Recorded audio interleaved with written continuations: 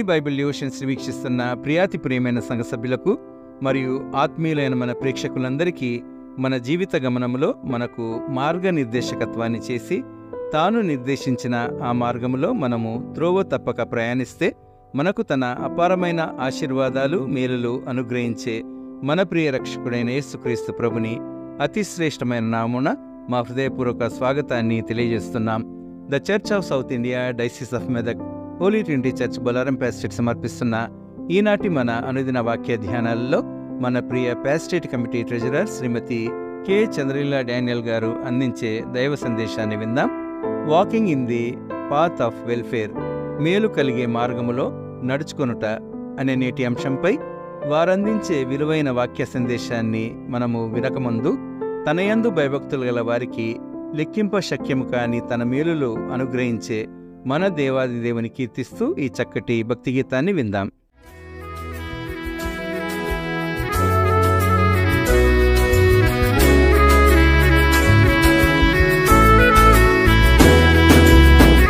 మేలు చెయ్యక నీవు ఉండలేవయ్యా, ఆరాధించక నేను ఉండలేనయ్యా.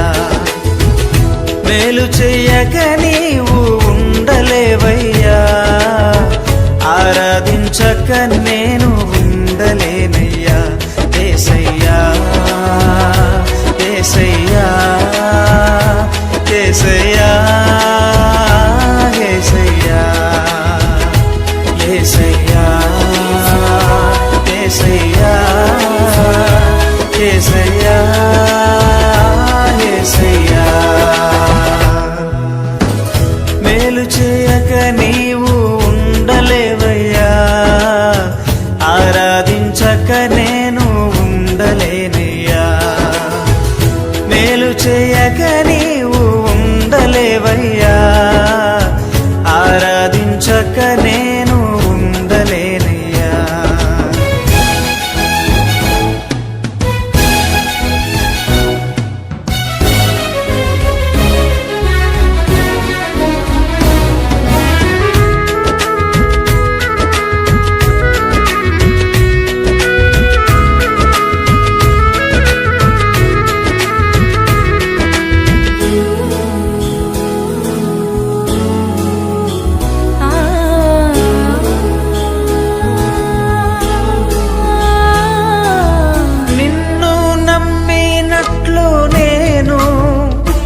వేరే ఎవరిని నమ్మలేదయ్యా, నీకు నాకు మధ్య దూరం తొలగించావు వదిలుండలేక.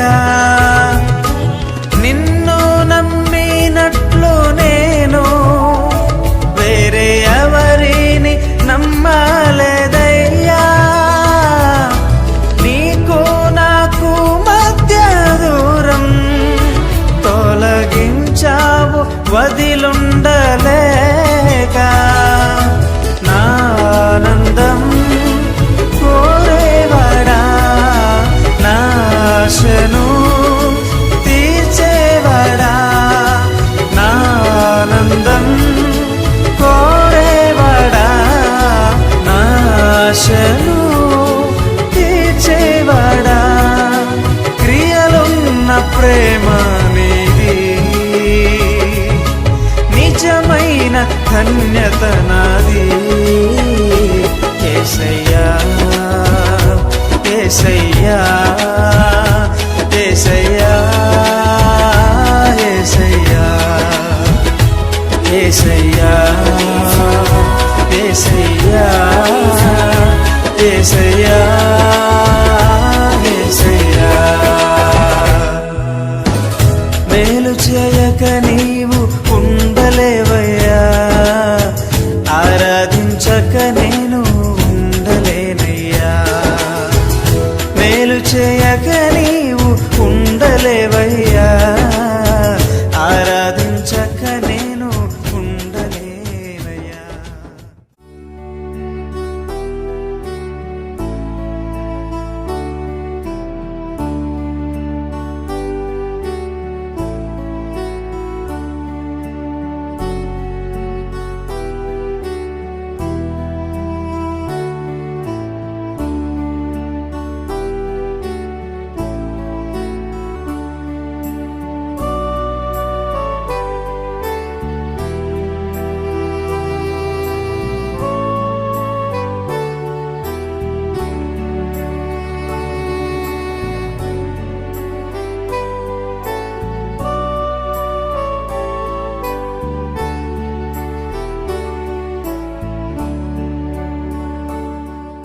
దేవుని నామముకు స్తోత్రం కలుగును గాక. అనుదిన బైబిల్ వాక్యాలు వింటున్న ప్రేక్షకులందరికీ కూడా దేవుని నామంలో శుభములు కలుగును గాక. చిన్న ప్రార్థన చేసుకుందాం. పరిశుద్ధ దేవ, ఆకాశ మహాకాశాల సింహాసనాసనుడా, మా హృదయ ధ్యానము మా నోటి మాటలు నీ దృష్టికి అంగీకారంగా ఉండినట్టుగా జాగ్రత్త అయిన మాటలతో నీకు మహిమ తెచ్చి బిడ్డలంగా మేము ఉండినట్లుగా మమ్మల్ని జ్ఞాపకం చేసుకోమని దీవించమని యేసయ్య నామములో వేడుకుంటున్నానయ్యా. ఆమేన్. ఈరోజు వాక్య పఠనంగా మేలు, మనకి మేలు కలగాలంటే మనం ఎటువంటి పరిస్థితుల్లో ఉండాలా, ఎటువంటి ప్రవర్తన కలిగి ఉండాలా, మేలు కలుగు. ఇర్మియా గ్రంథము 6వ అధ్యాయము 16వ వచనంలో 6:16 వచనంలో యెహోవా దేవుడు చెప్తున్నాడు, దేవుడే స్వయంగా చెప్తున్నాడు, మేలు కలుగు మార్గం ఏది అని అడిగి అందులో నడుచుకునుడి, అప్పుడు మీకు నెమ్మది కలుగును అని అంటున్నాడు. నెమ్మది కలగాల, మనకి మేలు కలగాల అంటే అడిగి తెలుసుకోవాలా. ఆలోచించు వారు అనేకులుండుట శ్రేయస్కరమని సామెతల గ్రంథంలో ఉంది. అట్లా అనేకమైన ఆలోచనలు తీసుకోవాలా. ఏది మేలైనదో దేవుడే స్వయంగా చెప్తున్నాడు, మేలు కలుగు మార్గంలో మీరు ప్రయాణం చేయండి, ప్రవేశపడండి అని చెప్తున్నాడు. నెహెమ్యా గారు మొదలుపెడుతున్నారు చివరి అధ్యాయంలో, నా దేవా నన్ను మేలుకై జ్ఞాపకం ఉంచుకో. మేలు కలగాలి మనకి. కాబట్టి మేలు కలగాలంటే దేవుణ్ణి మనము అడుగుతూ ఉండాలి, మంచి మార్గం మమ్మల్ని ప్రవేశపెట్టయ్యా అని. దాని విధంగా జకర్యా గ్రంథము 9వ అధ్యాయం చూద్దాం. జకర్యా గ్రంథము 9వ అధ్యాయము 12వ వచనంలో ఏమంటున్నాడంటే, బంధకములలో పడి ఉండి నిరీక్షణ గలవార్లారా మీ కోటను మరలా ప్రవేశించుడి, రెండంతలుగా మీకు మేలు చేసేదనని నేడు నేను మీకు తెలియజేస్తున్నాను. చూడండి, నిరీక్షణ గలవారలారా, నిరీక్షణ గల వారికి రెండంతల మేలు కలుగుతుంది. ఒక మేలు కాదండి, రెండంతలుగా. మనం ఎటువంటి బంధకాల్లో ఉన్నప్పటికీ, ఆర్థికంగా కానివ్వండి, మానసికంగా కానివ్వండి, ఆత్మీయంగా కానివ్వండి, ఏ విధంగానైనా సరే ఎటువంటి బంధకాలలో ఉన్నప్పటికీ కూడా మనం నిరీక్షణతో ఎదురు చూస్తూ ఉంటే, నిరీక్షణ కలిగే వారమై ఉంటే మనకి రెండంతల మేలు చేస్తానని దేవుడు తానే తెలియజేస్తా ఉన్నాడు. నేడు నేను మీకు తెలియజేస్తున్నాను అంటున్నాడు. నిరీక్షణ లేకుండా నష్టపోయిన వాళ్ళు కూడా మనం పరిశుద్ధ గ్రంథంలో చూస్తాం. సౌలు రాజుని చూస్తాం, మనం తర్వాత ఆయన గురించి చెప్పుకుందాం. తర్వాత ఇప్పుడు ఈ నిరీక్షణ కలిగినటువంటి ఆయన మనందరికీ సుపరిచితము యోబు గారు. యోబు 42వ అధ్యాయము 10వ వచనంలో, యోబు తన స్నేహితుల నిమిత్తము ప్రార్థన చేసినప్పుడు యెహోవా అతని క్షేమస్థితిని మరలా అతనికి దయచేసెను, మరియు యోబునకు పూర్వము కలిగిన దానికంటే రెండంతల అధికంగా యెహోవా అతనికి దయచేసెను. తన స్నేహితుల నిమిత్తము ప్రార్థన చేసినప్పుడు అంట. అంతకుముందు ఆయన ఎంతో నీతివంతుడు. మనం ఇంతకుముందు కూడా మనందరికీ యోబు గారి గురించి తెలుసు, ఆయనలో నుండి శ్రేష్టమైన రక్షణ మనకు తెలుసు. అవన్నీ కాకుండా ఏం చేశాడంట, తన స్నేహితులు, ఆయనకి 3 స్నేహితులు, ఇంకొక ఆయన కూడా ఉన్నాడు, ఏలీహు, ఎలీఫజు, బిల్దదు, జోఫరు, కాకుండా ఏలీహు కూడా. వీడు నలుగురు కూడా ఎన్నెన్ని మాట్లాడినారో యోబుని మనకు బాగా తెలుసు. మనం యోబు గ్రంథం బాగా చదువుకున్నాం. అయినప్పటికీ చివరికి వచ్చేటప్పటికి ఆయన నిరీక్షణతో కనిపెట్టుంటారండి. మనము చదువుకుంటాం, మాట్లాడుకుంటాం, ఏదో చిల్లపెంకుతో గీక్కున్నాడు వాళ్ళంతా, కానీ నిజంగా అనుభవించిన వాళ్ళకి తెలుస్తుంది. నిజంగా మనకి ఏదైనా నొప్పి, ఒక గాయం తగిలినప్పుడు ఆ బాధ మనకు తెలుస్తుంది. ఎన్ని సంవత్సరాలు పడ్డాడో ఆ బాధ, ఎన్ని సంవత్సరాలు అట్లా బయట కూర్చొని తన బట్టలన్నీ తీసేసి తనం చెప్పించుకుంటూ ఎంత బాధపడ్డాడో యోబు గారు. మనం అది తలంచుకోవాలా. ఉట్టిగా స్టోరీలా చదువుకుంటూ పోతే మనకేం తెలియదు, కానీ నిజంగా దాన్ని అనుభవించినట్టయితే మనకు తెలుస్తుంది. అన్ని బాధలు పడితే అంత నిరీక్షణతోటి ఆయన ఎదురు చూసాడు. అన్ని సంవత్సరాలు కూడా సైతాన్ పెట్టిన శ్రమలన్నీ కూడా ఆయన భరించాడు. అయితే ఆయన అటువంటి పరిస్థితుల్లో కూడా ఆయన స్నేహితుల నిమిత్తము ప్రార్థన చేసినప్పుడు మరలా ఆయన క్షేమస్థితి రెండంతలుగా అనుగ్రహించాడంట. స్నేహితుల నిమిత్తమే కాదు, మనం ఎవరెవరి కొరకు ప్రార్థన చేయాలండి? మన శత్రువుల కొరకు కూడా, మన కీడు చేసే వారి కొరకు కూడా, ఎవరు శత్రువులు అంటే మనకి ఎవరైతే కీడు తలపెడుతుంటారో, మనకు నష్టం కలగాలని ఎవరు చూస్తుంటారో వాళ్ళందరినీ మనం శత్రువులుగా భావిస్తాం. వాళ్ళందరి కొరకు కూడా మనం ప్రార్థన చేయాలా. మనకి ఎవరు నష్టం కలుగు చేస్తున్నారో వాళ్ళ కొరకు ప్రార్థన చేసినప్పుడు మరి అధికంగా మీకు మేలు కలుగుతుంది అని పరిశుద్ధ గ్రంథంలో ఉన్నది. కాబట్టి ఇక్కడ మనం క్లియర్గా చూస్తున్నాం. రెండంతలు అధికముగా యెహోవా అతనికి దయచేసెను. కాబట్టి మనము ప్రార్థన చేయవారమై ఉండాల్సి వస్తుంది. ఇంకా యోబు గ్రంథము 37వ అధ్యాయము 14వ వచనంలో యోబు నువ్వు ఊరకుండి దేవుని అద్భుత క్రియలను ఆలోచించుము అని చెప్తున్నారు. ఊరకుండి మనం దేవుని యొక్క అద్భుత క్రియల్ని ఆలోచిస్తూ ఉండాలి. ఇంకొక దగ్గర యోవేలు గ్రంథము 2వ అధ్యాయము 12వ వచనంలో కన్నీరు విడుచుచు, పైన ఉపవాసం గురించి చెప్పాడు అనుకోండి, మనం ఇప్పుడు ఉపవాసం గురించి నేర్చుకుంటలేము. కన్నీరు విడుచుచు దుఃఖించుచు మనఃపూర్వకముగా తిరిగి నా యుద్ధకు రండి. అప్పుడు ఏం చేస్తాడంట దేవుడు, ఇదే యెహోవా వాక్కు, యెహోవా కరుణా వాత్సల్యం గలవాడును శాంతమూర్తియు అత్యంత కృపగలవాడునయుండి తాను చేయనుద్దేశించిన కీడును చేయక పశ్చాత్తాపపడును. చూడండి, మనఃపూర్వకంగా దుఃఖిస్తూ కన్నీరు విడుస్తూ మనఃపూర్వకంగా పూర్ణ హృదయంతోనూ పూర్ణాత్మతోనూ దేవుని సేవించమని మనం ఎన్నోసార్లు చదువుతాం కదా. మనఃపూర్వకంగా మనం దేవుడైన యెహోవాగా ప్రార్థన చేస్తే ఆయనంట చేయనుద్దేశించిన కీడు కూడా చేయకుండా తాను పశ్చాత్తాపడి మనకు మేలు చేయడానికి సంసిద్ధుడై ఉంటున్నాడు. ఎందుకంటే ఆయన కోపం నిమిషం మాత్రమే, ఆయన దయ ఆయుష్కాలము. కాబట్టి మనం మనఃపూర్వకంగా దేవునికి మనం మొరపెడుతూ ఉండాలా, ఓపిక పట్టాలా. చాలా వరకు మనం ఓపిక పట్టాలా. ఈ నిరీక్షణతోటి ఎదురు చూస్తూ ఉండాలా. సమూయేలు ఆయన సౌలు రాజు ఏం చేస్తాడండి, చెప్పిన మాట వినలే.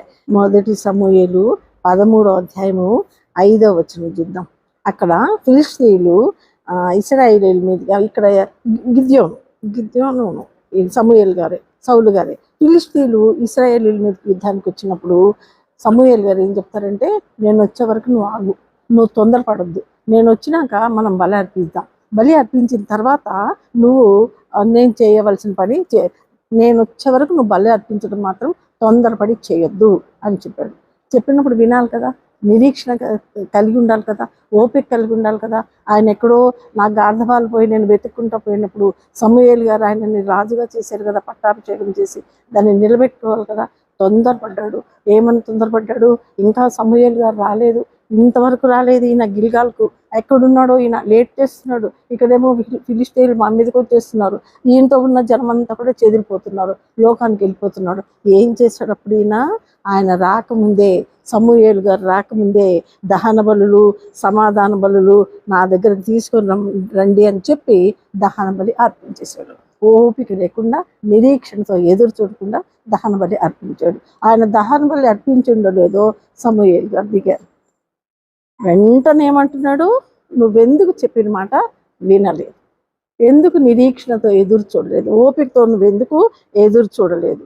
సమూయేలు గారు అంటున్నారు, నీ దేవుడైన యెహోవా నీకు ఇచ్చిన ఆజ్ఞను గైకొనక నీవు అవివేకపు పని చేసితివి, కాబట్టి నీ రాజ్యాన్ని నీ దగ్గర నుంచి తీసివేసి ఇంకొకరికి ఇచ్చా.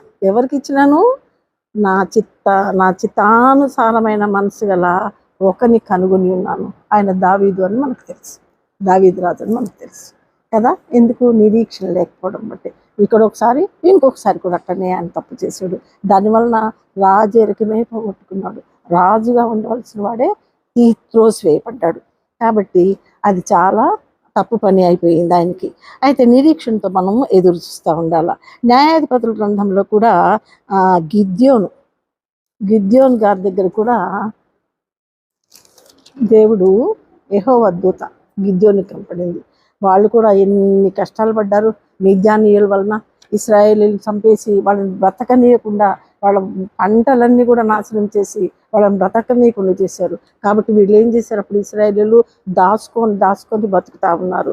అప్పుడు యెహోవా దూత ఈయన కూడా తన మిద్యానీయులు కనపడకుండా ఉండాలని చెప్పేసి ఆ గోధుమలన్నింటినీ కూడా దుళ్ళగొట్టుకుంటున్నాడు ఒక కొండ చర్య చాటున. అప్పుడు యెహోవా దూత కనపడి, పరాక్రమం గల బలాఢ్యుడా, యెహోవా నీకు తోడై ఉన్నాడు, నువ్వు భయపడవలసిన అవసరము లేదు అంటే కూడా ఆయన చాలా భయపడ్డాడు. బాబోయ్, తినడానికి తిండి లేకుండా చేస్తున్నారు ఈ మిద్యానీయులు మమ్మల్ని, మేము ఏ విధంగా దీన్ని చేయాలి అంటే మళ్ళీ 16వ వచనంలో చెప్తున్నాడు, నిన్ను పంపిన వాడిని నేను నీకు తోడయ్యుందును కనుక ఒకే మనిషిని ఎంత సులభంగా చంపుతావో అట్లా మిద్యానీయులు మొత్తాన్ని కూడా హతం చేసేస్తావు, మీకు జయం కలుగుతుంది, మీరు ఇక భయం లేకుండా బ్రతకవచ్చు. ఆయన కూడా ఎంతో ఎదురు చూశారు గిద్యోను. ఆ పరాక్రమ గల బలాఢ్యుడు అంటే మొత్తం వాళ్ళందరిలో కూడా గిద్యోన్ని ఎంచుకున్నాడు దేవుడు. ఆయన వలన వాళ్ళ ఇశ్రాయేలీలందరూ కూడా రక్షింపబడ్డారు. కాబట్టి ఓపికతో మనం ఉన్నట్టయితే, నిరీక్షణతో ఉన్నట్టయితే, నిరీక్షణ గల వారలారా అని ఆయన మనల్ని సంబోధిస్తున్నాడు. నిరీక్షణతో ఉన్నట్టయితే రెండంతల మేలుని మనము పొందగలుగుతాం. ఇటు దీవెనలు మన సంఘం అంతటికి కూడా, ప్రతి కుటుంబానికి కూడా అందరూ నిరీక్షణతో ఎదురు చూసి దేవుని యొక్క దీవెనలు పొందుదురుగాక. దీంతో దేవుని వాక్యాన్ని ముగిస్తున్నాను.